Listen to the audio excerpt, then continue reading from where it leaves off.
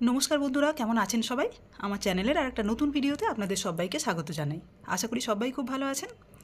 आजके आमी बागानेर कोनो भिडियो निये आसिनी। आजके आमी आपनादेर काछे निये एसेछि काँकड़ार झाल रान्नार पद्धति। झाल ठीक बोलबो ना, एक्चुअली आलू दिये रान्ना करेछिलाम, तो सेई पद्धतिटाई आपनादेर संगे शेयार करब। तो एई जे सेई काँकड़ागुलो आमार हाजबेंड सेदिनके प्राय 1 केजी काँकड़ा किने এনেছিলেন। আর এখন তো বর্ষাকাল, কাঁকড়াগুলোর অসম্ভব ঘিলু, দারুণ টেস্ট ছিল। খুব একটা বড় নয় সাইজে, কিন্তু বেশ ভালো খেতে ছিল। তো বালতির মধ্যে সারা রাত রাখা ছিল, কাটার আগে এগুলোকে ছেড়ে দেওয়া হয়েছে ডাইনিংয়ে। আমার ছেলে ওই করছে, তাদের সঙ্গে খেলা করছে। মনটাও খারাপ করছে, কিছুক্ষণ পরে এদেরকে কেটে ফেলা হবে। দেখুন কেমন পালিয়ে যাচ্ছে, শুধু কোনা খুঁজছে, কোনো কোনায় গিয়ে লুকিয়ে পড়ছে। ওই যে কোনায় গিয়ে লুকিয়ে পড়েছে দেখুন। তো চলুন আর দেরি না করে এবার আপনাদের রান্নার পদ্ধতিটা শেয়ার করি।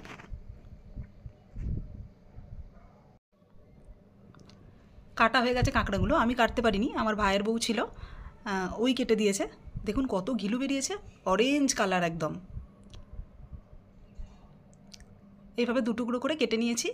আর মোটা যে দুটো দাঁড়া, মানে যে দুটো দিয়ে কামড়ায় আর কি, সেই দুটো রেখেছি, আর বাকি সরুগুলো কিন্তু ফেলে দিয়েছি। সরু দাঁড়াগুলো আর নিইনি।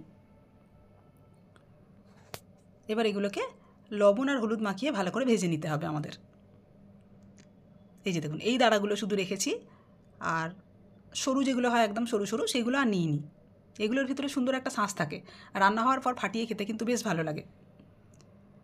এবার সরষের তেল গরম করে তেলের মধ্যেই কিছুটা লবণ আর হলুদ দিয়ে কাঁকড়াগুলোকে এইভাবে ভেজে নিচ্ছি। তেলটা একটু বেশিই লাগে এই রান্নায়।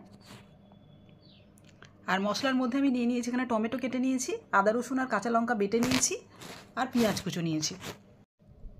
আর টুকরো করে কেটে রাখা যে আদাগুলো দেখছেন, ওগুলো এই তরকারির জন্য নয়, আমি কেটে রেখেছি অন্য একটা তরকারির জন্য।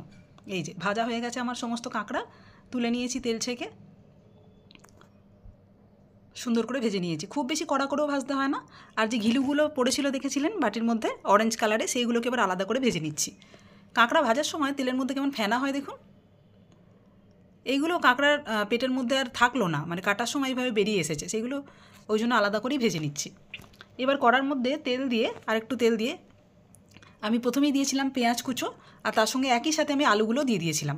আলু পেঁয়াজ একটুখানি ভাজা হয়ে আসার পরে দিয়েছিলাম আদা রসুন বাটা, আর যে টমেটোগুলো কাটা অবস্থায় আপনারা দেখছিলেন সেটাকে আমি পেস্ট করে এর মধ্যে দিয়েছি।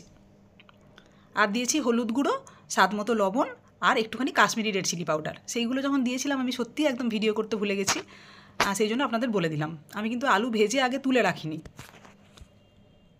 এই যে টমেটো এইভাবে বেটে নিয়েছিলাম। এবার ততক্ষণ পর্যন্ত মিডিয়াম ফ্লেমে এটাকে কষতে হবে যতক্ষণ না মশলা থেকে তেল ছেড়ে আসছে আর আদা রসুনের কাঁচা গন্ধটা চলে যাচ্ছে। টমেটোটা বেটে দিলেই ভালো হয়, তাতে গ্রেভিটা বেশি হবে, তবে কুচনো দিলেও কোনো অসুবিধা নেই। খুব ভালো করে মশলা কষানো হয়ে যাওয়ার পরে আগে থেকে ভেজে রাখা কাঁকড়াগুলো এর মধ্যে দিয়ে দিলাম।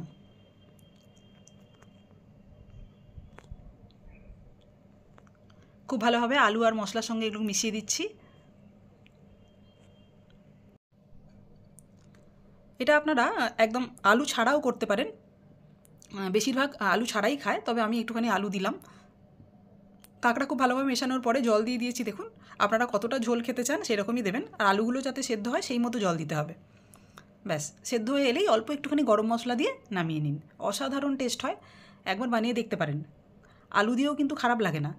নামানোর পরে এবার এটা ভাত দিয়ে খাওয়াটাই ভালো, রুটি দিয়ে কাঁকড়া খুব একটা যায় না, ভাত দিয়ে দারুণ লাগে। তাহলে রেসিপিটা কেমন লাগলো অবশ্যই আমাকে জানাবেন কমেন্ট করে। ভালো লাগলে শেয়ার করবেন, লাইক করবেন। আর আবার কোনো নতুন ভিডিও নিয়ে খুব তাড়াতাড়ি চলে আসবো। ততক্ষণ সবাই খুব ভালো থাকুন, সুস্থ থাকুন। নমস্কার।